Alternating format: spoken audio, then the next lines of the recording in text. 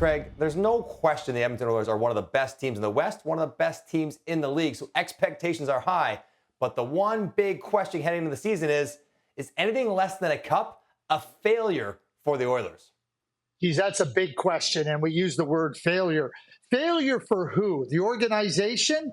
Well, I think that maybe that's where you would point the finger, right at management. And you look at McDavid, you look at Draisaitl. I don't know what more you could ask them to do come playoff time. We know that they're brilliant players. I look back to the 2019 Tampa Bay Lightning, Mike, and I look at that team. Kucherov was a top player. Vasilevsky, Hedman, they had everything. In fact, they had everything that the Edmonton Oilers have right now, except one significant part of their team. And this is where management has to address it. Yanni Gourde, Blake Coleman, and Barclay Goodrow. They were difference makers in terms of taking a very talented team, the Tampa Bay Lightning, to the level where they could be a Stanley Cup contender. That doesn't fall on McDavid. That doesn't fall on Draisaitl. I think until that area of the team gets strengthened in a manner that Tampa Bay demonstrated, other teams have done that as well, that's when you can look at this team as a Stanley Cup contender that's really right there. I don't think they're there yet, but this falls on management if they don't get the team there.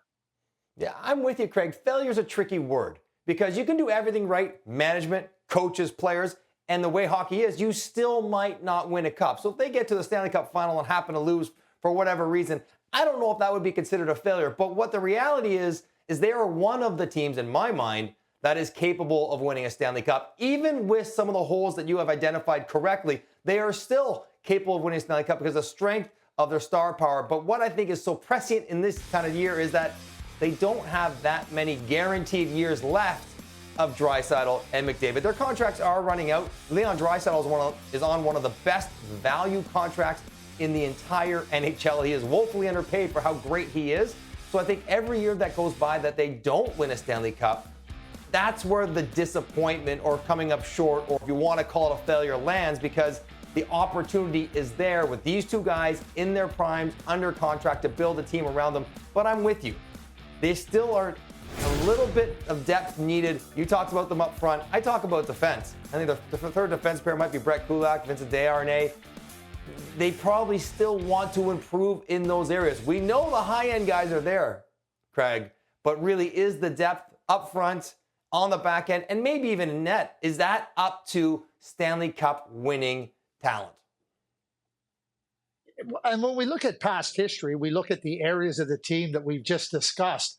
All those teams, basically 2 out of 3 at the very least, had check marks beside them.